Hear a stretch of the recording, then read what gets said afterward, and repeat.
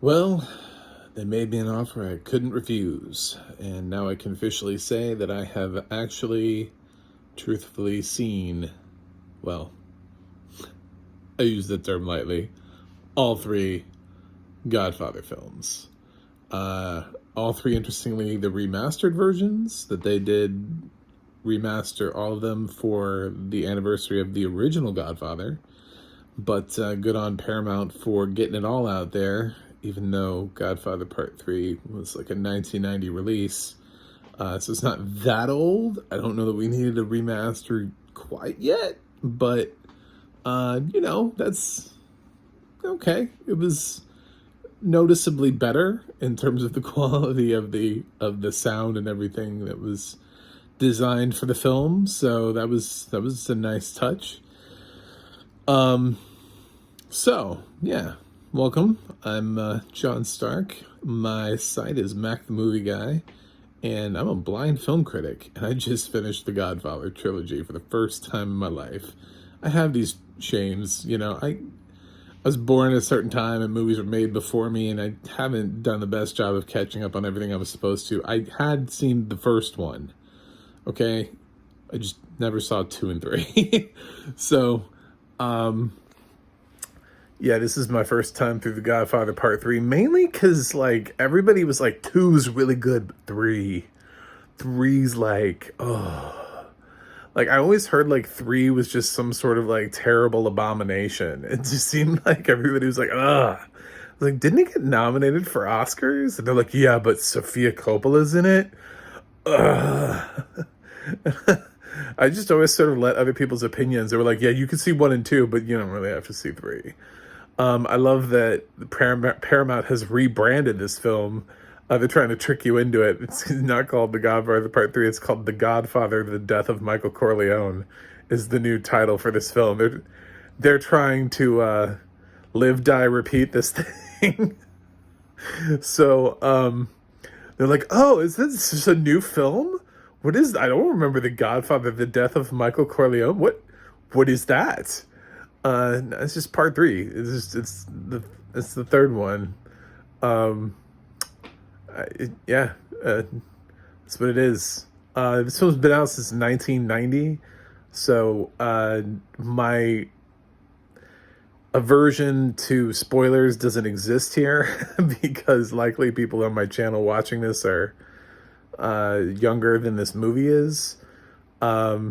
I would not have been an appropriate age, I will say that, to watch this movie when it came out in theaters. It would have been really weird. People would have looked at my parents like, why are you taking him to this movie? We're really big fans of The Godfather, and there wasn't a babysitter available. All right, well, wait for it to go to Blockbuster? It's Blockbuster exists. Or at least it did back then. Rest in peace, Blockbuster. Anyway, Godfather Part 3 is the shortest of the 3. I like that we increased the length when we got to Part 2, and we were like, no, let's make them longer. And then they were like, for Part 3, they were like, no, we need to cut it back. We need to trim this down, trim the fat. And we've got a film that feels kind of just like a normal length film. Even though it's kind of long, it's like 2 hours and 40 minutes. So, I think Elvis was like 2 hours and 40 minutes in theaters, right? Yeah, so it's about what it is if you feel like sitting down and checking out Part 3. My thoughts on Part 3 is just sort of the transition of Al Pacino as Michael Corleone. He learned how to be Al Pacino between Part 2 and Part 3. So he's all of the usual Pacinoisms that he was missing in his earlier performances of Part 1 and Part 2. He's got it now in the voice, and he's got it's a stereotypical Pacino, like, hoo-ah, it's just, it feels very just like all of the other films. I think he did this the same year Dick Tracy came out, and I think if you listen to both of those performances, him versus Big Boy Caprice, you'd find basically the same. He's doing the same voice. This is when Al Pacino finds the Al Pacino voice that everybody just keeps mimicking, which was it was so beautiful to hear him in the first two Godfathers when and he was still discovering who he wanted to be as an actor and really getting into these roles. And he didn't have that quality yet. He hadn't quite figured it out. I don't know where he picked it up.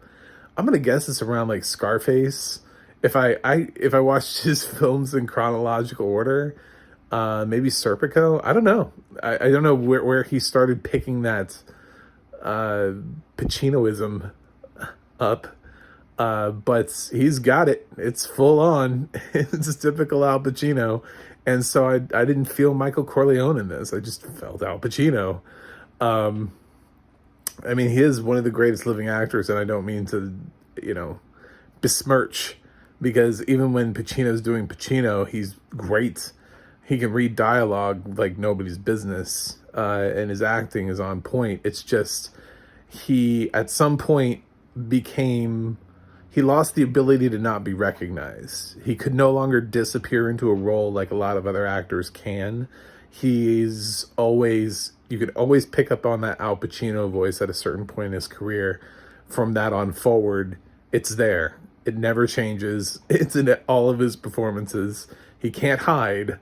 You put him in a room full of 100 people and a blind person will figure out which one is Al Pacino just based on going around the room.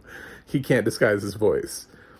So, but it's not that bad. I liked that we got Andy Garcia into this sort of towards the beginning of his career, even though he's not that much younger than Al Pacino.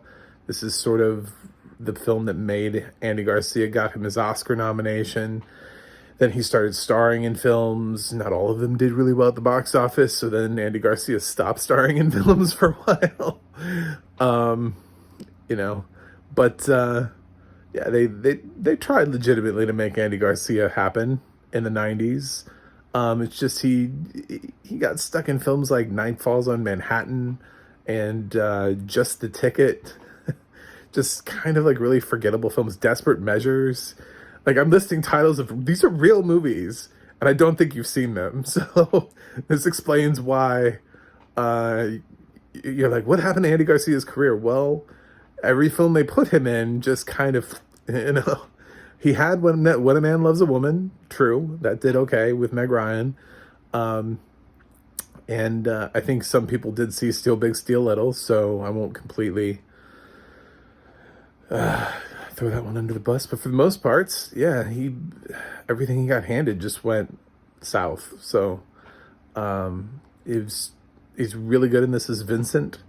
Of course, we still have the other franchise stalwarts. Diane Keaton's back. She feels so Diane Keaton in this role too. It's very,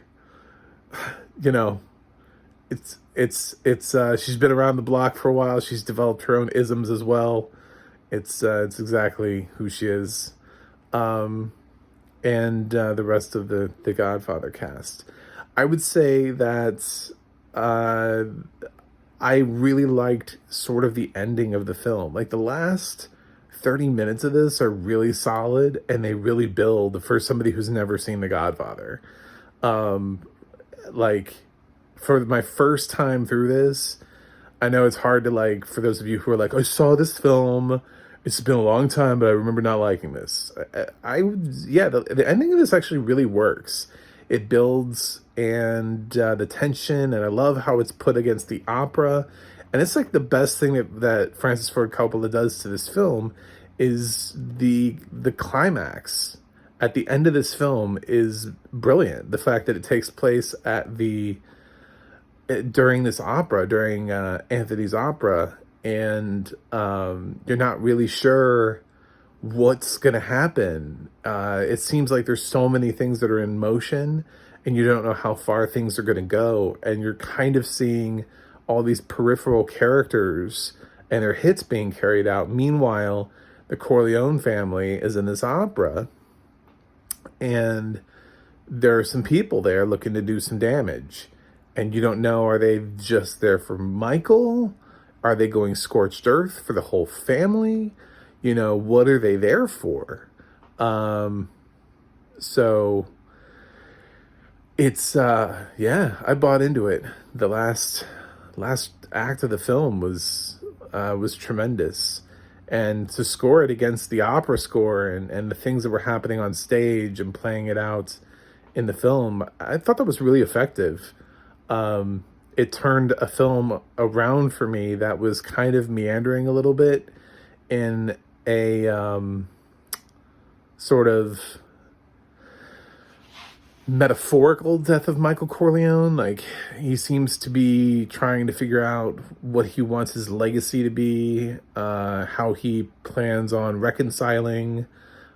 Can he reconcile? Can he be forgiven? Is there an end? Is there a retirement for him? Can he pass the buck? Is there somebody to pass the buck to? That's kind of what the whole first part of this film is Michael's realization that he doesn't really want to do this until his father, when his father just kind of died as a Don. He doesn't necessarily want to die a Don. He doesn't want to die a Godfather. So he would like to be able to do something else. And through a lot of his interactions with his children and with Kay, he kind of comes to that realization that if there's even a shred of hope that he can get an ounce of his humanity back, he would love that.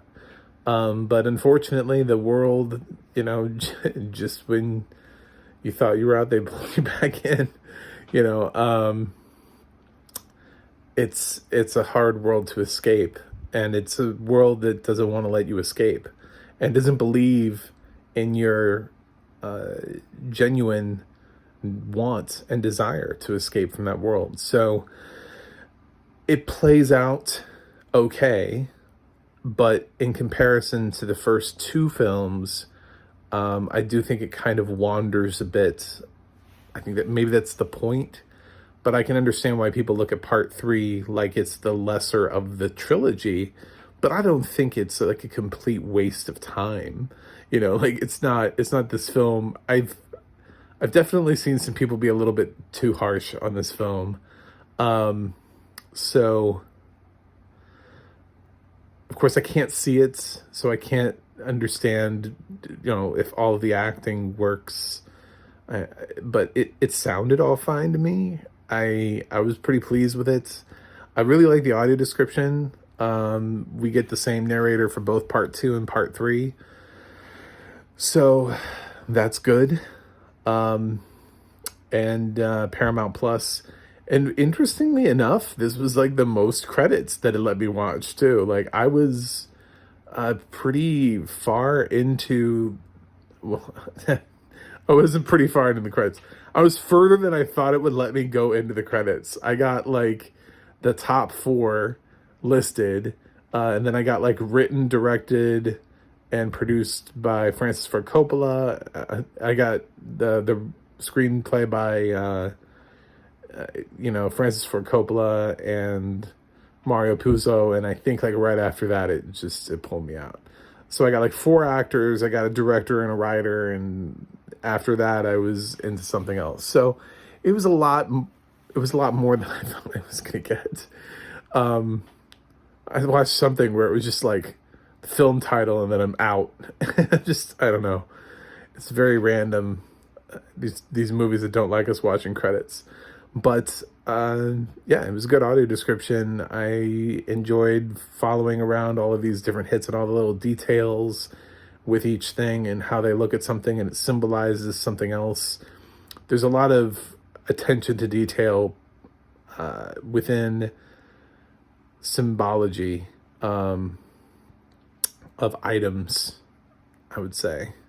So it's good to be able to know that somebody can see an item that we wouldn't be able to see if we didn't have audio description, because often that item means something to somebody.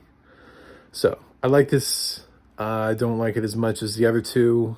I'm still one of those people that thinks the first one is the best, the second one is the second best, and now I think the third one is after that. So it does decline in quality, but man, the last 30 minutes of this were pretty damn great, I gotta say.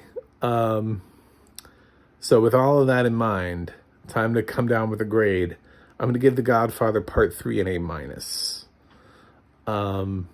It's it's a film that I would be less excited about wanting to watch again. Like if somebody was like, "Ooh, let's watch the Godfather trilogy again," honestly, I'd be like, I have to sit through the first like 2 hours of this film to get to the really good stuff. And but once I get to the good stuff, it's like, man, I'm there. Wake me up at the 2 hour mark. I'm totally in for it. I love the ending of this film. It's great. It's a beautiful ending. So yeah. Actually, the ending of this film might be my favorite part about the Godfather trilogy. Just the way that it's juxtaposed against the opera. I just thought it was so well done. Coppola really he just closed it out in style. So, anyway, that's my review. Let me know what you think in the comments. Hit that like, hit a subscribe if you're not already a subscriber. And you can check out my website, macthemovieguy.com, for more reviews. You can go to the audio description project and find out what else has audio description and where it's at. And you can go to the adna.org, that's the ADNA.org, and look up like narrators and mixers and writers and all those people that do that cool audio description stuff for us. They have some credits over there. It's kind of like IMDb, but for those people. So show them your love and support. That's it for me today, and I'm done with the Godfather trilogy. Thanks to the offer for making me want to watch all the Godfather films for the first time. Even though the offer's not great as a series, it did encourage me to actually finally do this and pull the trigger. So I'm happy with that. So it achieved some good in my life. That's it for Godfather reviews. So until next time.